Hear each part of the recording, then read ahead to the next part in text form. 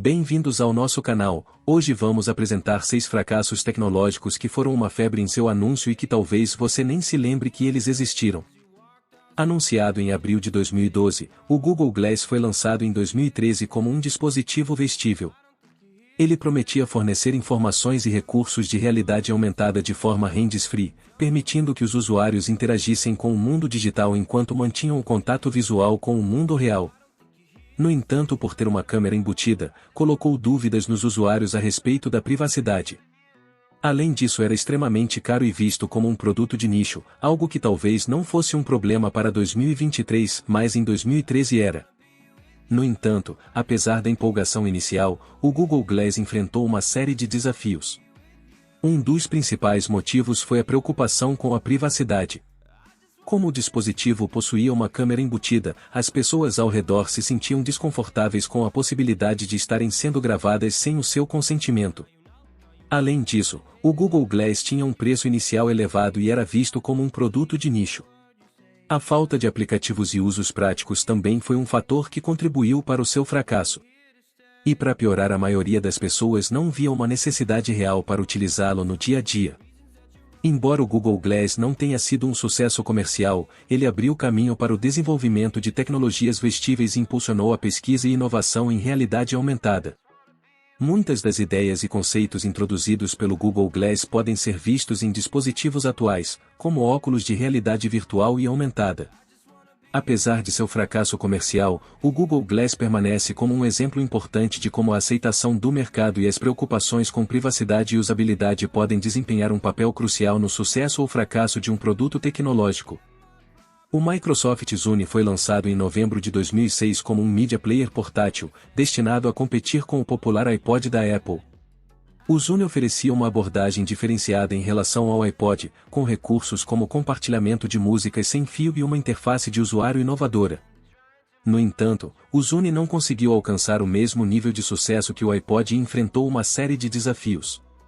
Um dos principais fatores que contribuíram para o seu fracasso foi a falta de um ecossistema de conteúdo sólido.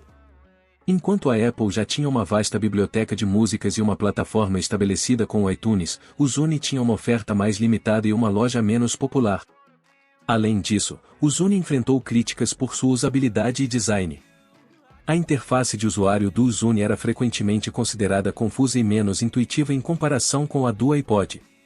A escolha de cores e o design físico também foram criticados por serem menos atraentes em comparação com os produtos da Apple. Outro fator que contribuiu para o fracasso do Zune foi a falta de compatibilidade com o sistema operacional Mac, o que limitou seu apelo a um público mais amplo. Enquanto o iPod era compatível com Mac e Windows, o Zune estava restrito aos usuários do Windows. As vendas do Zune ficaram aquém das expectativas e nunca alcançaram o sucesso necessário para rivalizar com o iPod. A Microsoft tentou revitalizar a linha do Zune lançando modelos atualizados e introduzindo recursos adicionais, como a capacidade de reproduzir vídeos, mas não foi o suficiente para reverter o declínio. A produção do Zune foi oficialmente descontinuada em outubro de 2011, com a Microsoft encerrando o suporte ao dispositivo em 2012. No entanto, muitos dos recursos e ideias apresentados pelo Zune foram posteriormente integrados em outros produtos e serviços da Microsoft, como o Groove Music e o Xbox Music. Embora tenha sido considerado um fracasso comercial, o Zune deixou um legado significativo ao influenciar o desenvolvimento de serviços de streaming de música e moldar a abordagem da Microsoft em relação ao entretenimento digital. O Nokia N-Gage foi lançado como um dispositivo híbrido de console de videogame e telefone celular em 2003. Ele tinha como propósito unir o mundo dos jogos portáteis com a funcionalidade de um telefone, oferecendo uma experiência de jogo completa em um único dispositivo. No entanto, o N-Gage enfrentou vários desafios que contribuíram para seu fracasso. Um dos principais problemas foi o design peculiar do dispositivo. Em vez de ter um formato tradicional de telefone, o N-Gage era horizontal, com o usuário precisando segurá-lo de lado para fazer ligações. Esse design pouco convencional gerou críticas e foi considerado estranho e pouco prático pelos consumidores. Outro fator que afetou negativamente o N-Gage foi a falta de títulos de jogos populares. Embora tenha sido lançado com uma biblioteca de jogos, muitos deles não eram de alta qualidade e não conseguiram atrair os jogadores.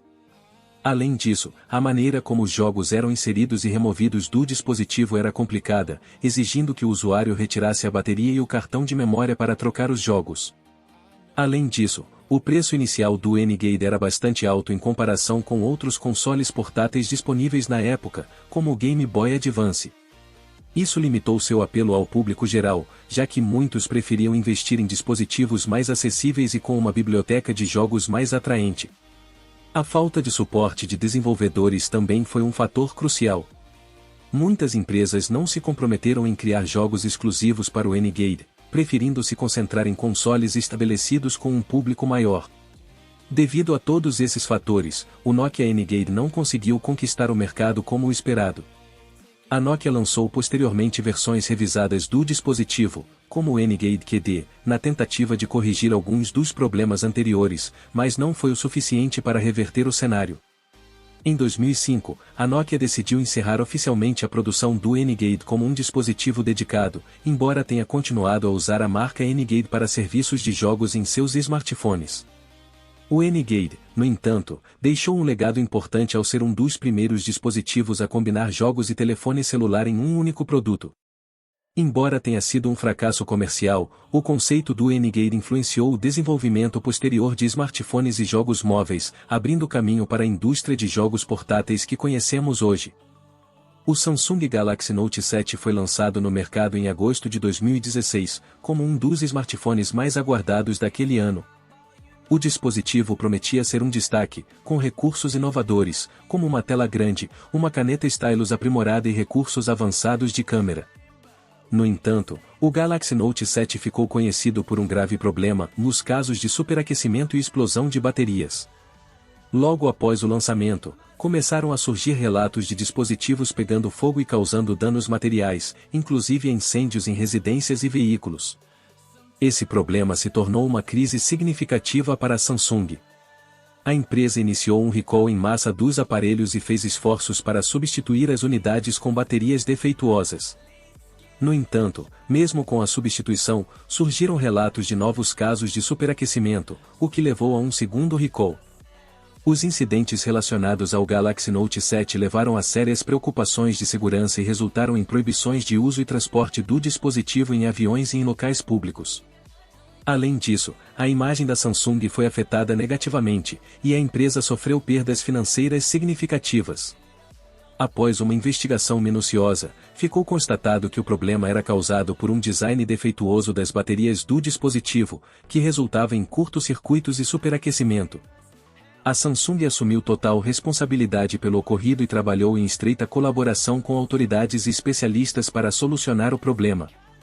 Como resultado, a produção do Galaxy Note 7 foi completamente interrompida em outubro de 2016. A Samsung implementou medidas para melhorar a segurança dos dispositivos subsequentes e adotou rigorosos testes de qualidade para evitar problemas semelhantes no futuro.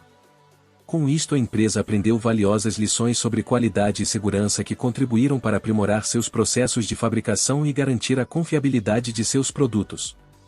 O Apple Newton foi lançado em 1993 como um dos primeiros assistentes digitais pessoais, os PDAs. O dispositivo foi desenvolvido pela Apple com a proposta de permitir que os usuários digitassem, desenhassem e armazenassem informações em um formato portátil. O lançamento do Apple Newton despertou grande interesse, mas o dispositivo enfrentou vários desafios ao longo de sua trajetória. Um dos principais problemas era a imprecisão do reconhecimento de escrita. O recurso de reconhecimento de letras e palavras do Newton era notoriamente inconsistente e muitas vezes interpretava mal os traços do usuário, resultando em erros de digitação e frustração. Além disso, o Apple Newton era um dispositivo relativamente caro, o que limitava seu apelo a um público mais amplo. O alto preço combinado com a falta de aplicativos prontamente disponíveis contribuíram para seu desempenho comercial abaixo das expectativas. Outro fator que influenciou o fracasso do Apple Newton foi o design físico do dispositivo. Ele era considerado volumoso e pesado, o que o tornava menos portátil e prático para uso diário. A duração da bateria também foi um problema, com muitos usuários relatando uma vida útil curta, o que limitava a usabilidade do Newton. Diante desses desafios, o Apple Newton foi descontinuado em 1998, após passar por várias iterações e melhorias. No entanto, apesar de seu fracasso comercial, o conceito do Newton influenciou o desenvolvimento de assistentes digitais pessoais e dispositivos móveis posteriores. O Segway foi lançado em 2001 como um revolucionário meio de transporte pessoal elétrico. O dispositivo consistia em uma plataforma de equilíbrio com duas rodas e um sistema de giroscópio que permitia aos usuários se locomoverem sem a necessidade de se equilibrar manualmente. O lançamento do Segway gerou grande expectativa, com muitas pessoas acreditando que ele poderia transformar a forma como nos deslocamos nas cidades. O dispositivo foi promovido como uma solução eficiente, ecológica e divertida para a mobilidade urbana. No entanto, o Segway enfrentou vários desafios que afetaram sua adoção e sucesso no mercado. Um dos principais fatores foi o alto preço do dispositivo, o que o tornava inacessível para a maioria das pessoas. Isso limitou seu apelo a um público restrito, composto principalmente por entusiastas e empresas que precisavam de um transporte eficiente em determinados setores. Outro obstáculo foi a falta de infraestrutura adequada nas cidades para suportar o uso do Segway. Muitos lugares não tinham calçadas amplas o suficiente ou regulamentações adequadas para permitir o uso do dispositivo. Essa falta de adaptação urbana dificultou a incorporação do Segway como um meio de transporte comum. Além disso, a percepção pública do Segway foi afetada por questões relacionadas à segurança e ao design. Houve casos de acidentes e quedas, o que gerou preocupações sobre a estabilidade do dispositivo. Além disso, o design único do Segway foi considerado desajeitado e estranho para muitas pessoas, o que afetou sua aceitação e popularidade. Como resultado, o Segway não alcançou a adoção em massa e as altas vendas esperadas. A empresa foi vendida em 2009 para outra empresa, e desde então tem se concentrado em aplicações corporativas e turísticas, onde o uso do dispositivo é mais restrito e controlado. Embora o Segway não tenha se tornado o meio de transporte revolucionário que alguns esperavam, ele deixou um legado como um precursor dos veículos elétricos e da mobilidade urbana. Suas tecnologias e conceitos inovadores influenciaram o desenvolvimento de outros dispositivos de transporte pessoal, como os cores elétricas e patinetes compartilhados.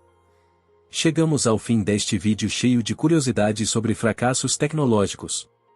Espero que vocês tenham se divertido tanto quanto eu. Nem todo lançamento tecnológico é um sucesso garantido, e tudo bem. É assim que a inovação avança, com erros e acertos no caminho.